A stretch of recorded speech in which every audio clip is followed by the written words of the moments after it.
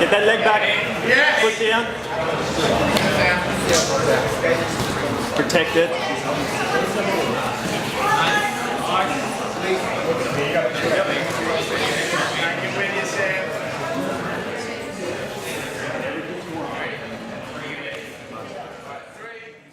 Alright, good morning everybody, and it's great to see you all here in such a great cause.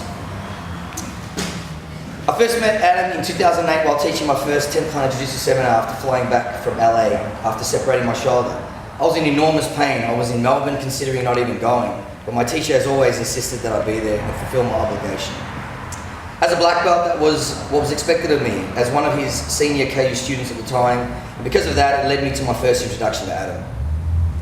My first impressions of Adam, meeting him for the first time, man, he was just so excited. You know how Adam used to get when he was so excited, always moving around, and he was so animated. And I could really relate to that booming voice, that unmistakable smile, and that loud belly laugh. He'd throw his head back, his whole body seemed to laugh. That definitely was Adam. He was unique, no doubt about it, one of a kind. I knew that this kid is something special. He was so enthusiastic, had so much energy and a zest for life that I could relate to. I'm a little bit animated myself, so I could really see the potential in him. But looking back, that first impression, we clicked. I got him and he got me instantly. And that was the beginning of an incredible relationship that had lasted this far and most definitely beyond. I really believe that this isn't the end of anything. For me, the spirit truly carries on. I'll miss him terribly. We all will. You could see it. He just lit up every time I answered one of his questions or showed him a specific technique in Jiu-Jitsu. He was just beaming with excitement as Adam only would. It was a sight to see. He loved Jiu-Jitsu. I would hit a transition and then you would hear Adam go, "Oh, geez, unbelievable." He was hilarious. We actually had a moment like that last night. Josh turned to me and goes, "You had a bit of an Adam Gray moment there." I went, "Oh, shit." Shortly after that first meeting, I think it was about September, October 2008. Can't remember exactly, but in January 2009, I was invited back to Brisbane with my student Josh to shoot 2 DVDs for Sensei Patrick McCarthy's DVD series, where I was invited on short notice to teach 10th Planet seminar at Sensei's dojo. Remember that one, Josh? And you know, of course, Adam was there. We'd been communicating for a couple of months at this stage and it was on. It really was. And he'd made so much progress. He was just developing so quickly and I was like, oh man, this kid's a rocket. He had huge potential. There's nothing that this man couldn't do or accomplish. The way he set his goals, he would just chip away like a lumberjack, a workhorse. He was amazing.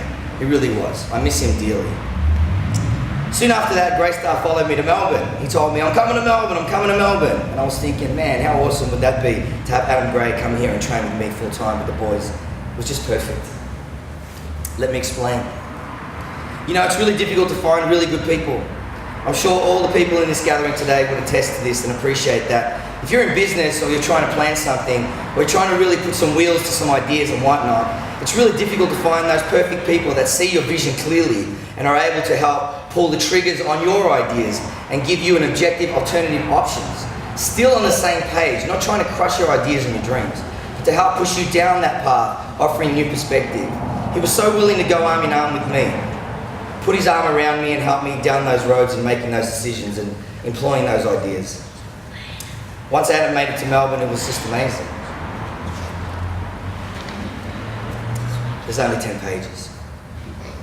Adam had so much adversity, you know. He got hurt badly, he injured his knee, needed surgery, he pushed himself so hard, and that was so admirable about him. I'm not saying anyone should push themselves so hard to the point of being hurt, but you know, Adam was that kind of cat. He did everything 150%. I love him for that. I miss his enthusiasm and support daily. So then the next 6 years rolled on. Every day that he could be there, he would. He worked for Fairfax Media, which was a super intense job as it was, but always made a huge effort to train. He was living in the western suburbs, got a place, and he took in anybody that needed it. If anyone needed a place to stay or anyone needed a ride, Adam was that kind of guy. He was just awesome. Anything you needed, Adam was the greatest interstate right-hand man in history. I'm not kidding. He really was amazing, and I was really lucky to have him for the time that I did. He helped out so much, and I'm sure I speak on behalf of all the team at the dojo for Josh, Super, Shane, and Dimmer. We were a hell of a team, a hell of a unit. To me, I felt like the team leader of SEAL Team 6. I'm not kidding. Those boys helped me build and expand 10th Planet Melbourne during the dark years, when very few people saw what we saw regarding this evolutionary martial arts system. Adam played a huge role in that, and will continue to do so, I'm sure. As far as a competitor and as a martial artist, Adam was just so talented, so dedicated, so prepared. He would get in early, he was never late. Anything that needed doing, he would. If I needed him to take a warm-up or I needed a class taken, especially if I was in LA, I could always rely on Adam. He was so enthusiastic and energetic. He was always up for it. He never rolled his eyes at anything, he never complained. He would be like, right, let's go. What do we need to do? What needs to happen? Boom, boom, boom. He just went in there, boots and all.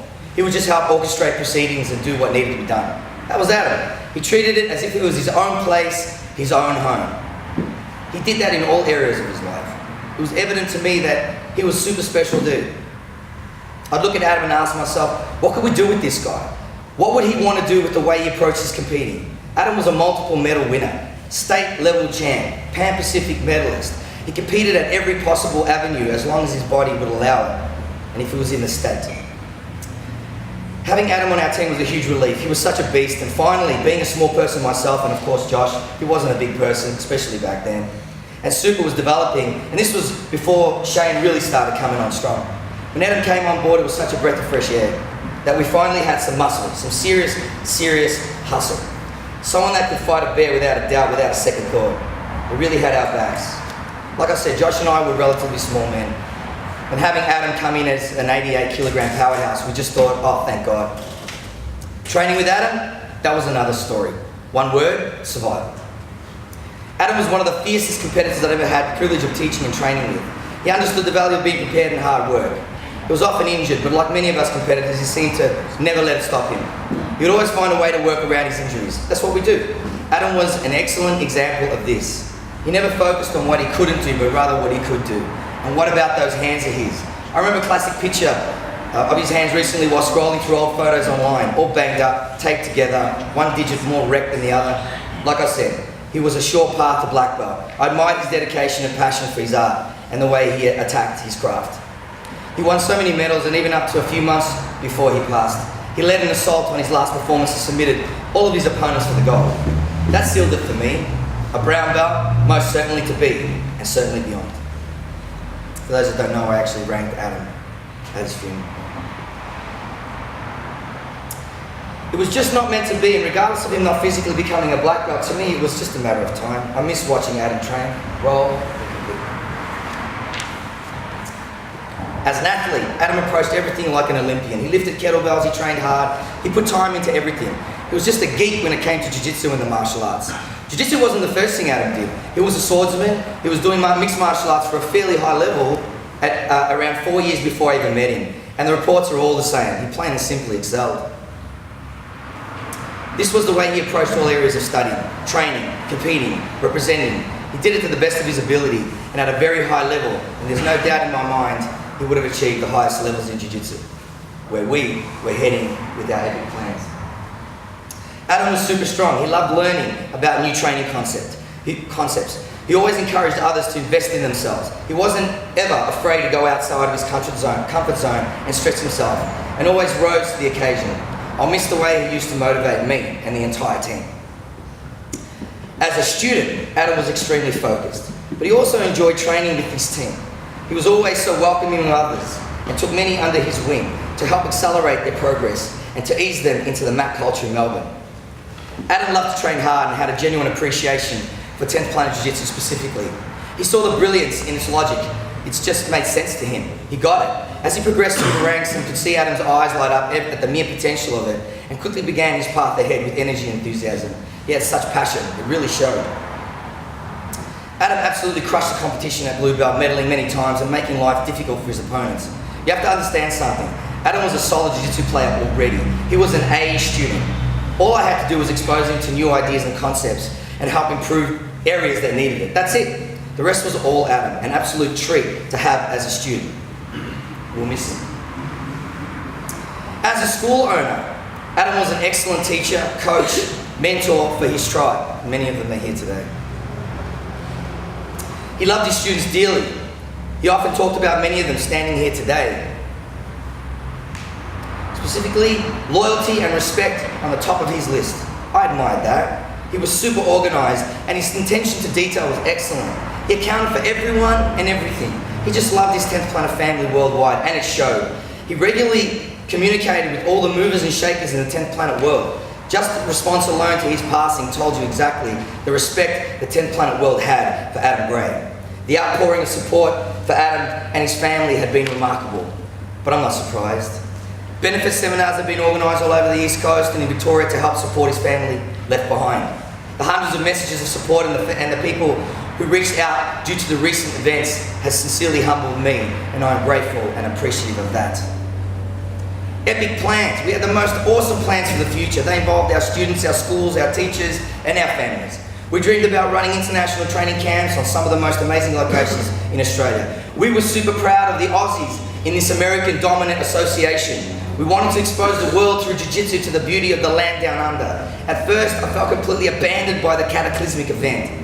But since the night of May 19, I've learned a great deal about myself and about life, and the twisters and turns that life throws us. I like to think of this as a huge learning experience, and one that all lessons need to be implemented immediately.